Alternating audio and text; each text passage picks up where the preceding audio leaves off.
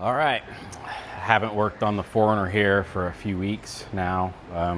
These videos are coming out every Wednesday. I got really far ahead and the video comes out tomorrow. So I need to make a video really fast.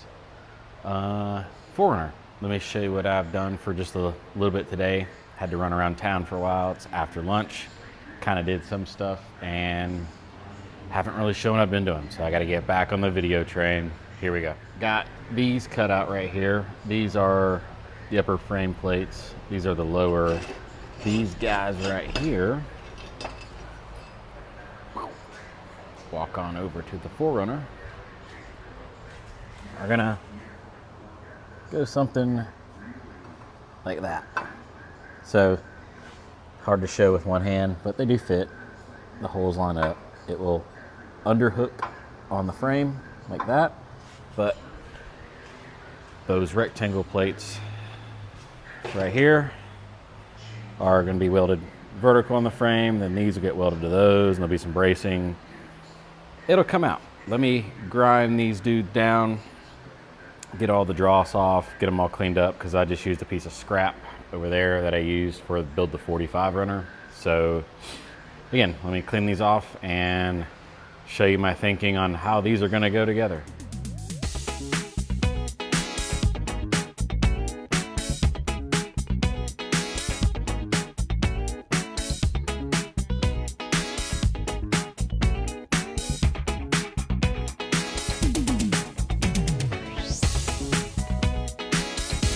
So right there is the ride height it's going to have. So just to make my life easier here, because I've got to do some grinding and stuff in there, I'm going to measure from tire up to there with the tape measure here, and then lift this thing all the way in the air so I don't have to move the axle, because the axle could stay here and the truck should just go up. Now that's up in the air. Let me show you how all this is going to work. So these are going to get welded to there like that. All right, so it's inverted, right? This is actually the bottom towards the ground. But then these guys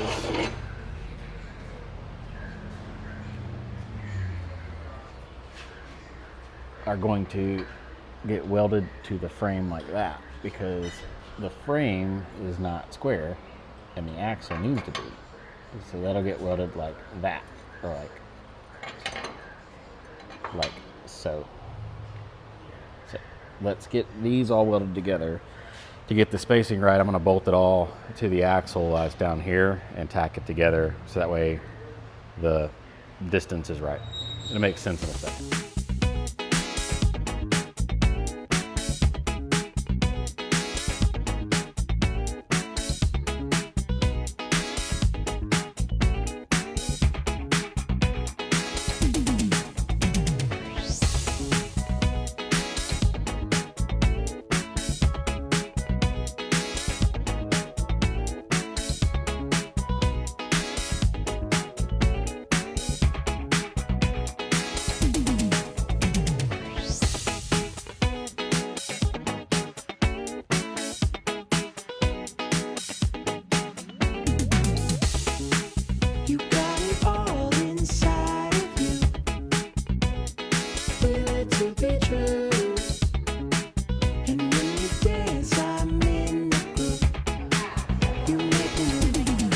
Yeah.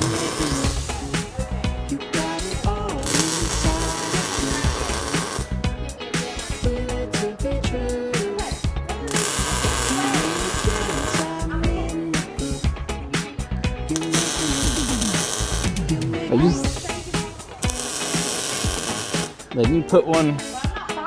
You can put one in there for the show. Well, that's what matters. Yeah.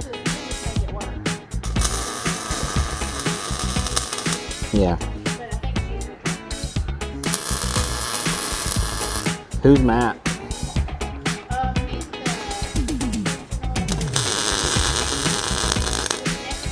but our sales rep will be able to Oh.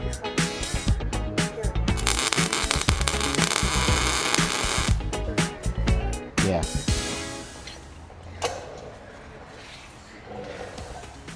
Mounts for your 4Runner.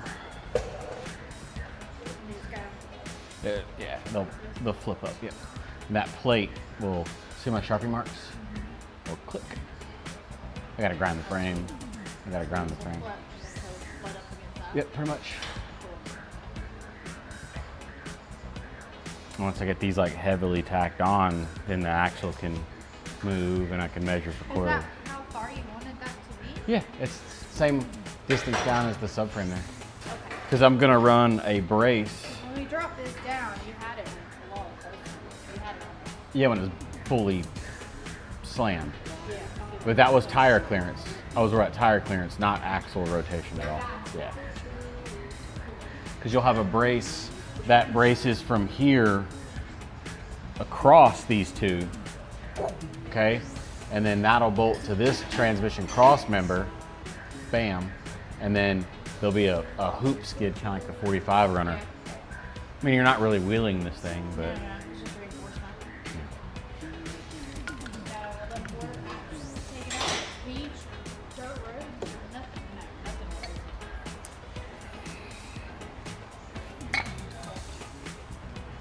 You know, weld?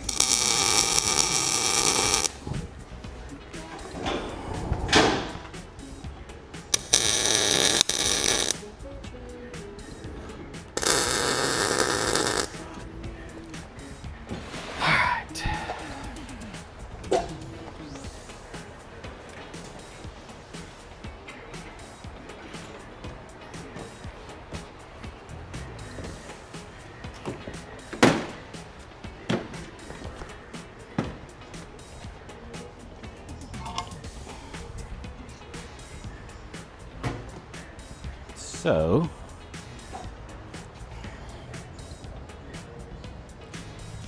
it's a little warm. These will sit up like that. Does that make sense?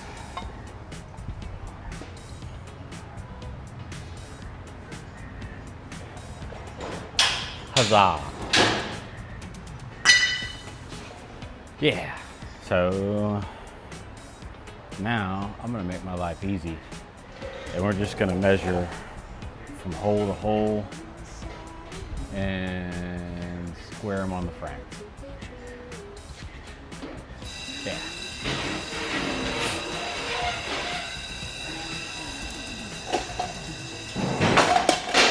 Gotta grind the frame first though. We'll be back. All right, so frame is ground down. Went ahead and sprayed a little Steelite on the frame there, and then the top edges of these. So I dropped the can of Steelite and it broke the tip. And I went and grabbed just a regular like Duplicolor nozzle and put it on here, and it sprays a lot finer. It doesn't dump the paint out of this because this stuff is expensive.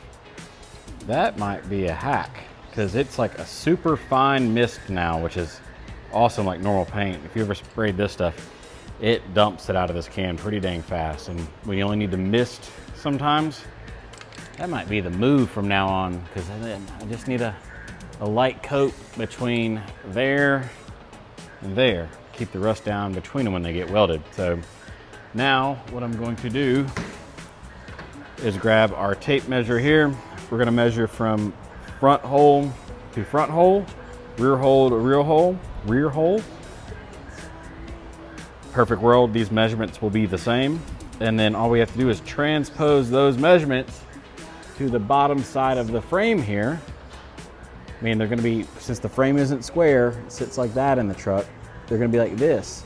We can mark our holes and even use a self-tapper to hold them in place. Just thought of that just now. And make sure those mounts are square with each other and then tack those in place. Bring this down, throw bolt holes through, and then we can raise and lower it and the axle should roll. I've got the pinion set right now on an 80 series Land Cruiser, which I actually have one that just showed up, needs a shock repair. That right there is near perfect zero. I have to add a little bit of pinion angle to this just for clearance wise in this. So it's like I think I settled it on 3, which honestly isn't much at all. So yeah, explaining a lot. Let me get these measured up and self-tappered into the frame and tacked up, and then I will be back again. So an 80 series here, see how the radius arm sits on the outside of the frame. Apparently the 4Runner frames are wider because the radius arm is going to sit slightly on the inside of the frame. And then while it is in the air, look at that pinion angle. So mine's better. So this is how I'm lining this up. These holes right here are 31.5 from hole to hole, both front and back. It is square. So what I've done is, coincidentally, 31.5 is the inside of the frame here to the inside of the frame there. So mark there. And then from this point right here, directly under the rear body mount, to this point right here, which is directly under the body mount, is also 31.5, 31.5. So we will draw a straight line from there to there with our paint pen, do the same thing over there. And then all I have to do is take this guy, put the holes, and as long as we see the yellow paint through the holes, it is square. Do that left and right. And then we will leave an exact 1 inch from here, there. So the back of that mount right there will sit 1 inch off of this. The reason I'm doing 1 inch is 1, so I can weld the back side all the way correctly. And then 2, it's gonna move this 1 inch further forward. With these 35s, when this thing was fully dropped down on it, it's full bumped, and you turn the tire, we were very close to rubbing here. So if I move 1 inch, that gives us that much more room, and we don't have to modify the body at all. And because I like to put big tires on things, 37s over actual measured 35s add an extra inch on each side. So if we want to run 37s down the road, all I have to do is a little hammering and we can put 37s on this thing, planning ahead. So again, we're gonna do 1 inch here, and these bolts right here are square on the chassis. I just measured off like all the known points in here. I forgot to grind. No, that is the diff mount I just cut off because it was hitting the pinion. All right, let me draw these lines. I will get these tacked up and then I will be back from there. All right, so they are self-tappered up. Visually, they look like they're gonna line up. And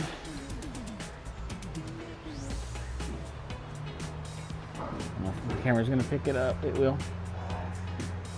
See the line I drew? See, self-tappered the middle.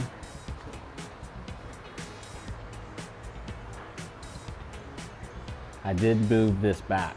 It's not a full inch, it's 5/8 of an inch right there.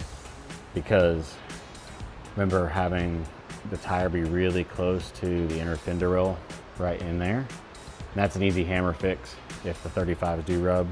Going a full inch would just make me have to cut more things up here, and I don't want to. I would rather have to trim back here, so we moved it to 5/8, but there we go. Not welded yet.